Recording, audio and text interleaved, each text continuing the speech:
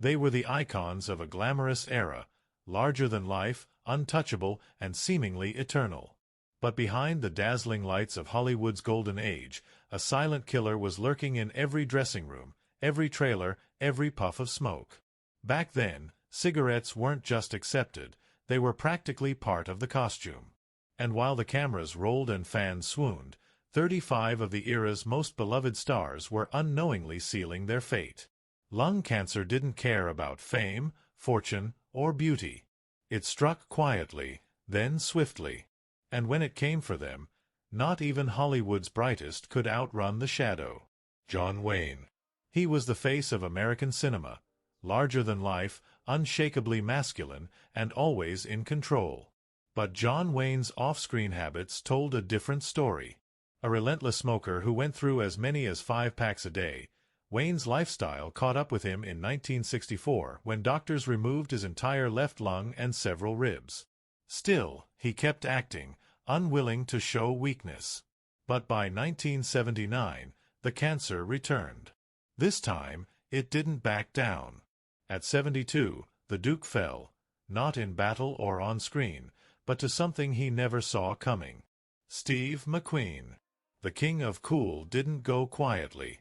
Steve McQueen, known for his rebellious swagger in Bullet and The Great Escape, faced a real-life enemy far more dangerous than any stuntman ever dared. Years of smoking and asbestos exposure from his early work triggered mesothelioma, a rare and aggressive form of lung cancer. Desperate for hope, McQueen turned to experimental treatments in Mexico. But nothing worked. On November 7, 1980, he died at just 50. His death cast a long shadow over Hollywood's obsession with coolness, leaving fans with one haunting thought: what could have saved him? Paul Newman. Charming, graceful, and generous, Paul Newman was a rare kind of Hollywood legend. His unforgettable performances and philanthropic legacy made him beloved far beyond the screen.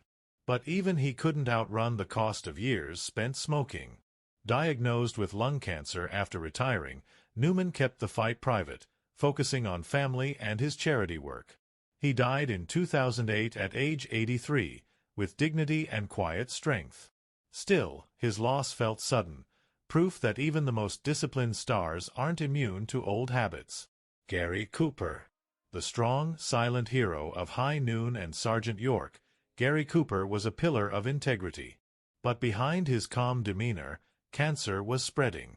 Diagnosed with prostate cancer that reached his lungs, he received an honorary Oscar in 1961, just weeks before passing at age 60. Veronica Lake.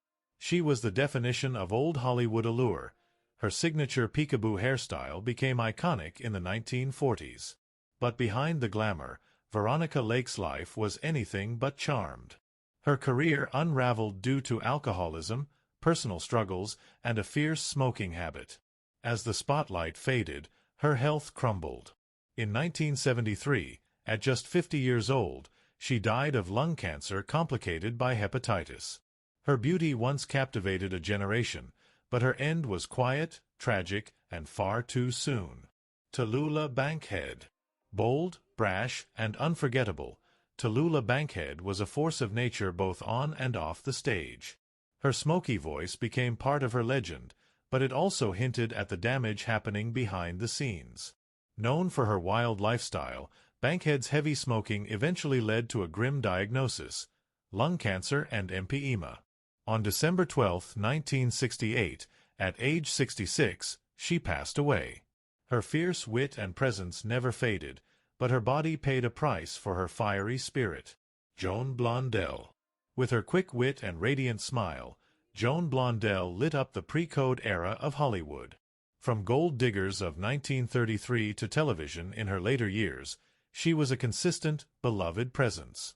But decades of smoking took a toll. Though leukemia ultimately claimed her life in 1979, she also suffered from severe lung issues due to emphysema and cancer. She was 73 when she died, her vibrant energy dimmed but never truly extinguished. Linda Darnell. A stunning talent in Forever Amber and A Letter to Three Wives, Linda Darnell was poised for superstardom. But behind the elegance, Addiction to cigarettes was quietly eroding her health. Diagnosed with lung cancer, she died at just 41 years old in 1965. Her final years were as turbulent as her rise, ending with a haunting sense of what might have been. Gloria Grahame. She smoldered on screen with a mix of fire and fragility, winning an Oscar for The Bad and the Beautiful. But years of smoking led to stomach cancer that spread to her lungs. Even while ill, she kept acting. She passed in 1981 at 57, her talent undeniable, her end heartbreakingly quiet. Nat King Cole. His voice was velvet, smooth, timeless, and impossible to forget.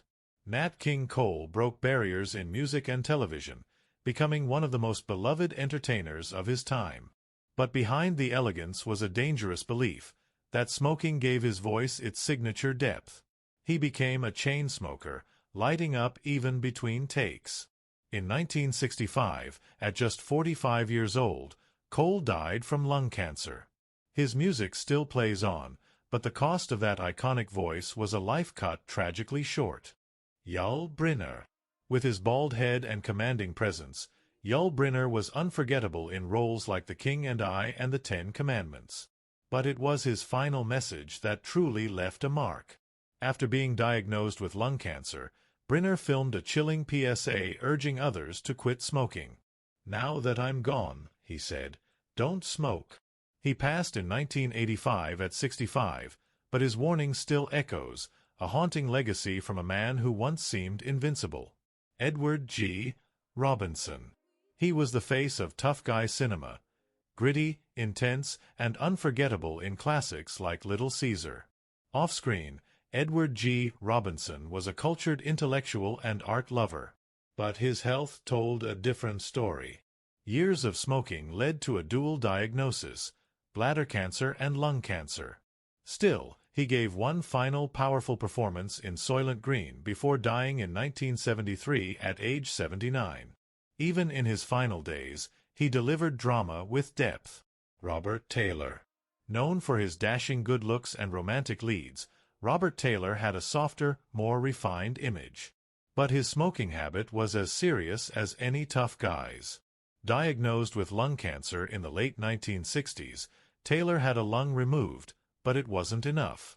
He died in 1969 at just 57, his elegance and poise undone by the same silent killer that claimed so many of his peers. Jean Hagen. As the hilarious yet tragic Lena Lamont in Singin' in the Rain, Jean Hagen left a mark on cinema history. But the voice that made her famous didn't protect her from reality. Years of smoking led to esophageal cancer, which eventually spread to her lungs. She died in 1977 at just 54. Clark Gable. He was the king of Hollywood, suave, confident, and adored by millions. But Clark Gable's charm masked a habit that eventually caught up with him. A lifelong smoker, his health began to deteriorate during the filming of The Misfits. Just days after wrapping production, he suffered a heart attack. Complications from undiagnosed lung cancer followed, and on November 16, 1960, he died at 59. The world mourned the loss of a legend who seemed too bold to break. Peter Lorre. Few actors could convey mystery and menace like Peter Lorre. From M to the Maltese Falcon, his performances were unforgettable. But behind his haunting eyes and unsettling voice was a man fighting a hidden battle. A heavy smoker with heart problems, Lorre was diagnosed with lung cancer in the early 1960s.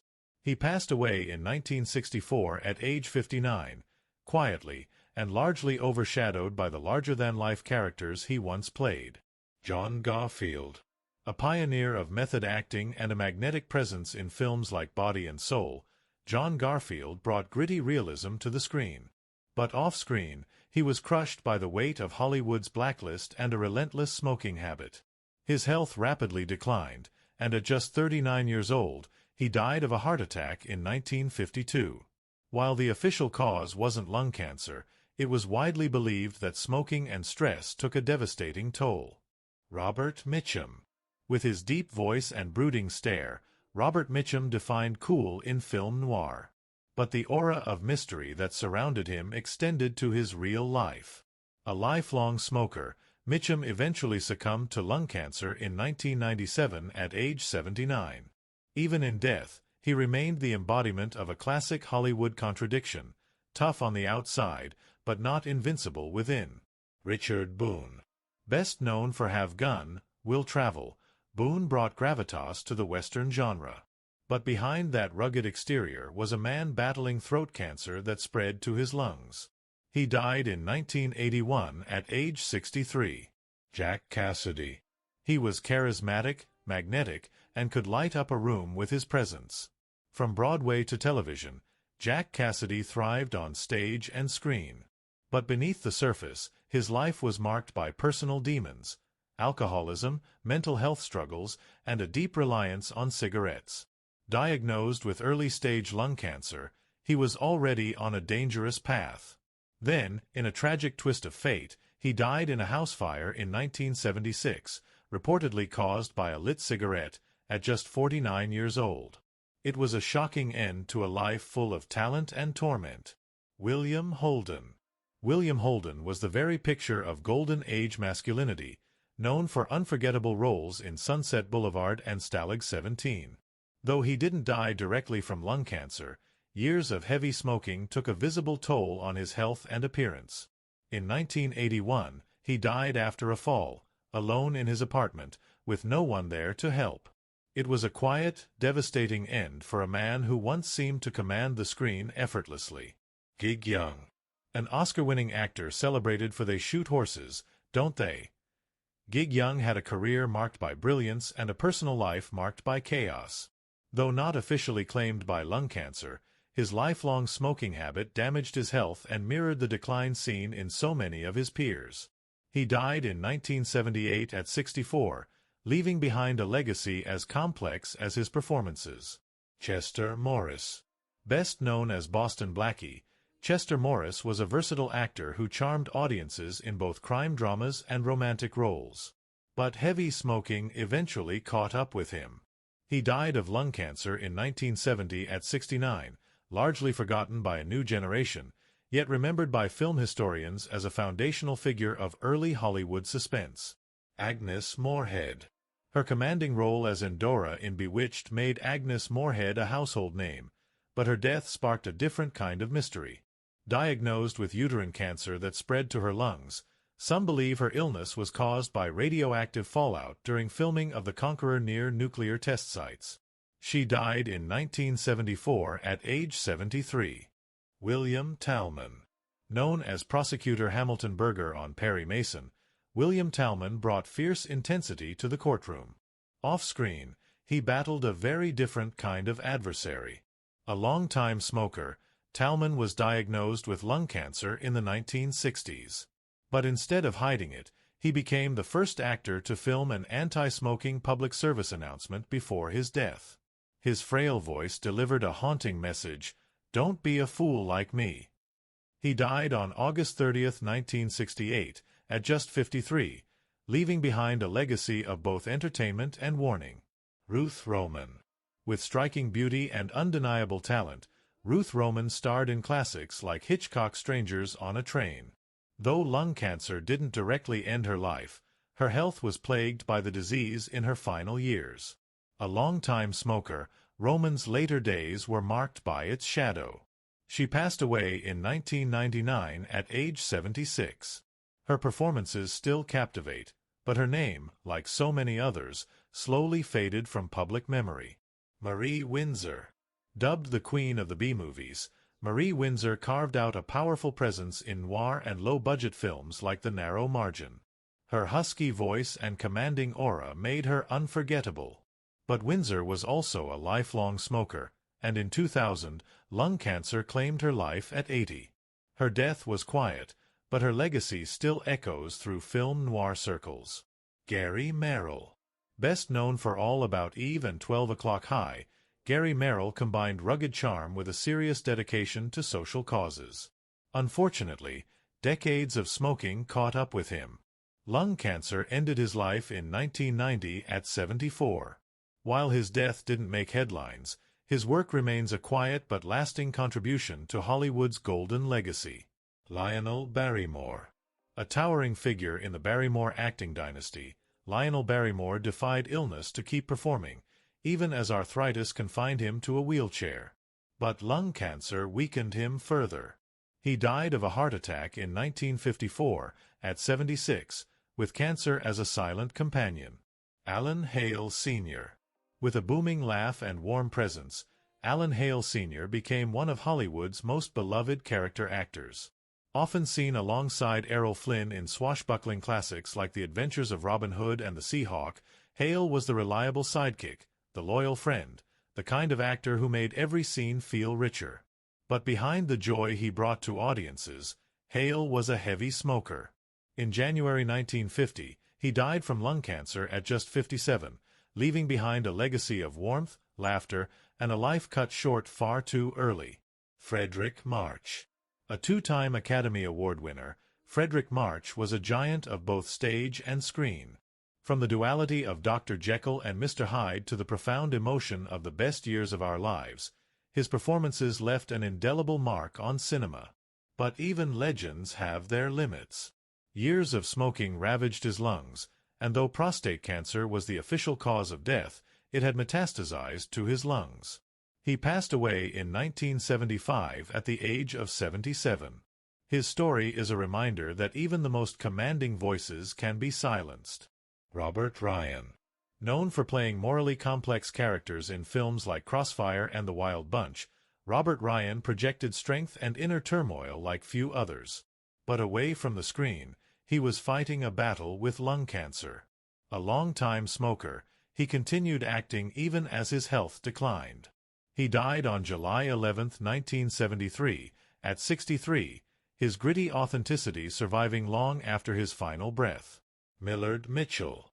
A trusted character actor, Millard Mitchell often played authority figures, gruff, dependable, and grounded. His memorable role as the studio executive in Singin' in the Rain is still beloved. But in 1953, at just 50 years old, Mitchell died of lung cancer. His talent was undeniable, and his early death left a gap in the Golden Age's deep bench of dependable stars. Eleanor Parker. Elegant, poised, and stunningly versatile, Eleanor Parker earned 3 Oscar nominations for roles ranging from drama to thriller. She's best known today as the Baroness in The Sound of Music. But behind the grace was a lifelong battle with smoking. In December 2013, she died from complications related to lung cancer at 91. Her performances remain captivating, her end a sobering reminder of the cost hidden behind old Hollywood glamour. They were the legends of a golden era, larger than life on screen, but powerless against the quiet killer that stalked them behind the scenes. In mid-century Hollywood, smoking wasn't just common, it was expected. It oozed glamour, masculinity, and mystery. But behind every puff was a hidden cost, and for 35 stars, that cost was everything. Yul Brynner knew the truth too late. Before his death, he recorded a haunting PSA, "Now that I'm gone, don't smoke." William Talman, weakened by cancer, did the same, pleading with viewers not to follow in his footsteps. Their final words were more powerful than any role they ever played. Steve McQueen searched for a cure when doctors gave up. John Wayne lost a lung, then his life. Paul Newman, Gary Cooper, Veronica Lake, all victims of a culture that wrapped addiction in glamour and called it charm. These weren't fringe players. They were Hollywood royalty. And their deaths weren't dramatic finales. They were slow, quiet collapses hidden from the spotlight. The smoke has cleared, but their stories still linger. And so does the question, if fame couldn't save them, what could? And if they had known the truth, how many would still be with us today?